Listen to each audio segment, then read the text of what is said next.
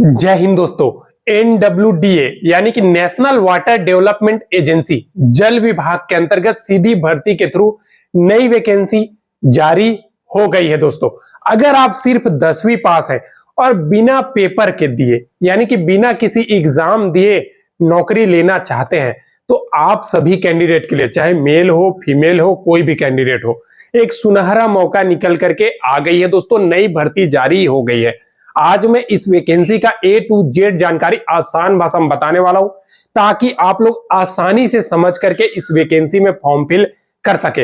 Video को पूरा देख लीजिएगा दोस्तों, नहीं तो भैया किसी भी प्रकार का समझ नहीं आने वाला है। तो देखिए, ये जो वैकेंसी है ना, वो नेशनल वाटर डेवलपमेंट एजेंसी जल विभाग के अंतर्गत सीधी भर्ती जारी हुई है। अगर हम इसमें ऑनलाइन अप्लाई की बात करें तो अप्लाई ऑलरेडी फॉर्म की स्टार्ट हो चुकी है और लास्ट डेट की बात करें तो भैया 9 जुलाई 2024 इस वैकेंसी का लास्ट डेट है। एक चीज मैं बता दूं, अगर आप फास्ट प्रोसेस में नौकरी लेना चाहते हैं ना भैया, जुलाई में फॉर्म फिल करें और अगस्त तक ज्वाइनिंग ले तो इस वैकेंसी में जरूर फॉर्म फिल कर दीजिएगा। देखिए, योग्यता तो योग्यता आपका 10th पास है। अगर आप 10वीं पास है आप वैकेंसी में अप्लाई कर सकते हैं। अगर आप पूछ रहे हैं कि कौन कौन सा पोस्ट पे भर्ती आया है तो सबसे पहला नंबर पे MTS के पोस्ट है, दूसरा नंबर पे भैया डाटा एंट्री ऑपरेटर यानी कि DEO की वैकेंसी है। एक चीज बता दूं, अगर आप 10th पास वैकेंसी में अप्लाई करना चाहते हैं तो आपके लिए MTS की वैकेंसी है, लेकिन अगर आप DEO पे अप्लाई करना चाहते हैं यानी कि डाटा एंट्री ऑपरेटर में, तो आपके लिए ग्रेजुएशन मांगी गई है दोस्तों। ठीक है, उसके बाद इसमें अगर हम अप्लाई का एज यानी कि जो भी कैंडिडेट है उसका मिनिमम और मैक्सिमम एज कितना होना चाहिए, तो मिनिमम भैया 18 साल होना चाहिए और मैक्सिमम आपका 30 साल एज होना चाहिए दोस्तों। ठीक है, 30 साल। लेकिन एज पर गवर्नमेंट के नियम के अनुसार, क्योंकि ये गवर्नमेंट की वैकेंसी है, SC ST 5 साल, OBC 3 साल की एज में छूट मिलने वाली है और इसमें किसी भी प्रकार का एग्जाम नहीं हो रही है दोस्तों, यानी कि आपका सीधी भर्ती एग्जाम है। बस एक चीज कुछ खास बात है, वो है आपको आगे बताने वाला हूं। इस सीधा भर्ती में दोस्तों ऑल इंडिया के मेल और फीमेल दोनों ही प्रकार के कैंडिडेट फॉर्म फिल कर सकते हैं। अब आप पूछेंगे सर, अगर हम सेलेक्ट हो जाते हैं तो हमारे सैलरी कितना रहेगा, तो भैया अगर आप MTS में सेलेक्ट होते हैं ना तो आपको 19,084 मिलेगा और अगर आप डाटा एंट्री ऑपरेटर में सेलेक्ट होते हैं तो 24,648 रुपया पर मंथ सैलरी देखने को मिलेगा। ठीक है, इस वैकेंसी में अगर आप फॉर्म फिल करते हैं और सेलेक्ट हो जाते हैं तो देखिए, अब आपको सिलेक्शन की प्रक्रिया जानना है तो आपको इसमें तो किसी भी प्रकार का एग्जाम नहीं हो रही, तो सेलेक्ट कैसे होगा, तो भैया MTS में अगर अप्लाई करना चाहते हैं ना तो मेरिट बेसिस से चयन होगा, लेकिन डाटा एंट्री ऑपरेटर से में अप्लाई करना चाहते हैं तो मेरिट बेसिस आप लोगों को टाइपिंग टेस्ट के लिए बुलाया जाएगा। ठीक है, इस प्रकार से जो टाइपिंग क्वालिफाई कर लेंगे उनको सेलेक्ट कर लिया जाएगा। तो जो इंग्लिश में टाइपिंग करते हैं ना उनके लिए भैया 35 वर्ड पर मिनट है और हिंदी में टाइपिंग करते हैं उसके लिए 30 वर्ड पर मिनट।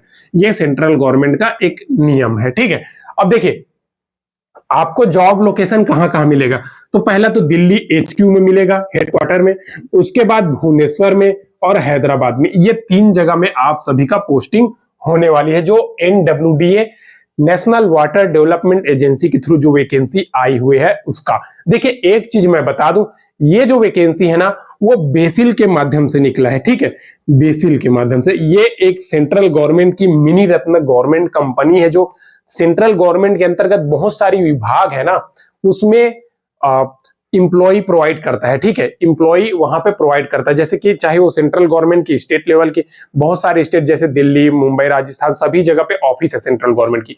वहां पे संविदा के बेसिस पर यानी कि कॉन्ट्रैक्ट बेसिस पर इंप्लॉय प्रोवाइड करता है। अब एक चीज बता दूं, आप सोच रहे होंगे कि सर संविदा वैकेंसी तो 2 साल 3 साल के लिए आती, तो आप लोगों को बता दूं इस वैकेंसी में कभी भी निकाला नहीं जाता है।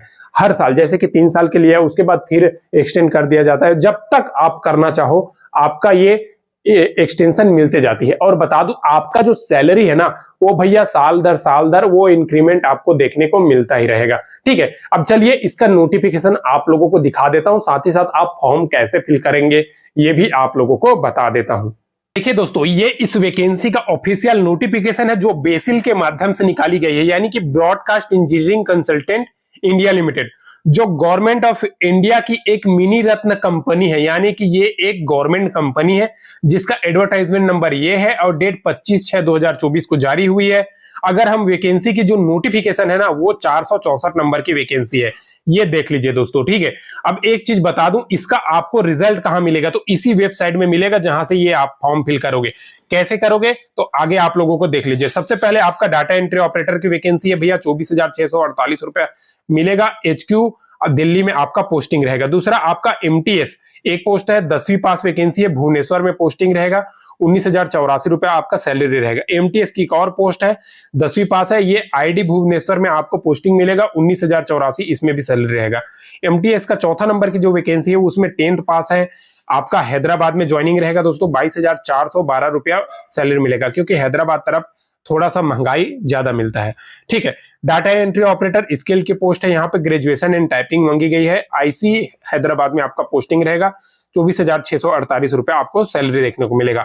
एक चीज बता दूं, इस वैकेंसी में अगर आप फॉर्म फिल करते हैं ना, तो भैया आपको इसी वेबसाइट में ही आपको पूरी प्रक्रिया मिलेगा, और जिस मोबाइल नंबर पे आप रजिस्ट्रेशन करते हैं या फिर ईमेल आईडी जो डालते हैं, उसी के माध्यम से आगे की डिटेल्स आपको मिलेगा। अगर आप शॉर्ट लिस्टेड कैंडिडेट हैं तो आपको ईमेल के थ्रू जानकारी मिल जाएगा कि आपका डॉक्यूमेंट वेरिफिकेशन कब है, आपका आगे का प्रोसेस कब है, ठीक है। अब देखिए एक चीज आपको और बता दूं, इसमें फॉर्म फी के बारे में अगर आप सोच रहे हैं कि सर फॉर्म का फी कितना रुपए लेगा, तो भैया चलिए फॉर्म फी आपको मैं बता दूं। अगर आप जनरल कैंडिडेट हैं तो आपसे फॉर्म फी 885 रुपया लेगा, OBC का 885 रुपया लेगा।